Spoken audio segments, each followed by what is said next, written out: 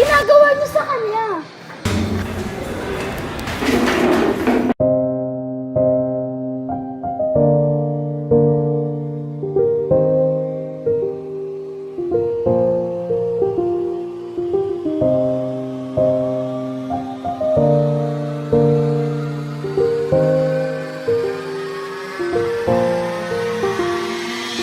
Sa buhay ng tao ay normal lang naman sumabit kung sumabit ka. Sana naman wag nang gumamit, pipiliting umiti kahit halatang balisa pakiramdam mo. Ikaw ang palaging nasa gitna, maya't maya ang yung tingin sa iyong kanan at kaliwa. Di makatulog kahit maghapon ka nang nakahiga. Tipong pagkargado ka, di ka pwedeng mabigla. Matabi ka lang ng konti, ikay ready mandigma. Di ba tama? Kung iisipin di astig ang tama. Di na nga tama nangyayari, gumagawa ka pa ng di tama. Maling-mali yan at kailanman di magiging tama. Ang magiging tama mo lang dyan, tamang inala. Kahit anong hit-hit mo dyan, walang hiwagang mangyayari. Maniwala ka, mas lalo lamang lalalayan pare. Walang mapapala. Mas lalo lang yung lalala pag hindi ka nakawala.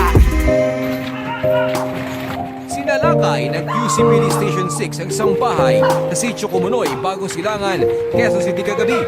Iti matapos magpositibo ang kanilang impormasyon kaugnay ng iligal na droga. Arestado si alias Otep na nakakunan pa ng ilang sasya ng shabu at mga paraphernalia. Si anyos na batang babae nagbibenta ng puri. Sa mura niyang edad, dami na niyang suki. Para po kay mama, para nilapit ko mag-away niyo. Nung klase kang magulang, kinaya mo yon? Sabog ka habang anak mo hinahalay doon?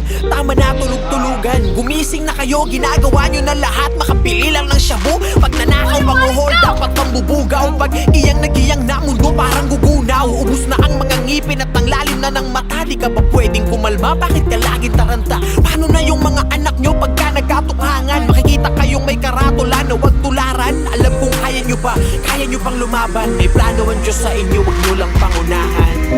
So, isang gabi po, 10 na mga lalaki, customer ko. Ang kinikita ko po, binibigay ko po sa papa ko. Minsan, nakukulangan pa po sila pambili ng shabu.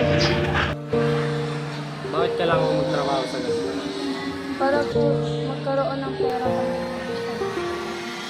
Binulag ng kaaway ang iyong paningin. Di mo nakita ang liwanag, masyadong madilim. Ika'y lumapit, inakit sa kumuloy ng kasalanan habang nagkakasayahan. Di mo na mamalayan na ikaw pala'y nasa puder ng kasamaan. At wala na silang balak pang ikipakawalan. Pag kinapos at naghigahos, lapit sa Diyos dahil ang pag-ibig niya sa atin ay laging taos. Aming amang hindi mapangusga, kailangan kita tulungan. Tubunin niyo akong maisalba sila. Ang buhay ay umiigse, hindi yan umahaba. Lahat tayo tumatanda, hindi ka bumabata. Mahirap ang buhay kung iisipin mong mahirap. Kaya kahit tinatamad, pipilitin kong magsikap. Kahit anong sitwasyon, basta tama ginagawa mo. Huwag matakot sa mga sasabihin ng ibang tao sa'yo.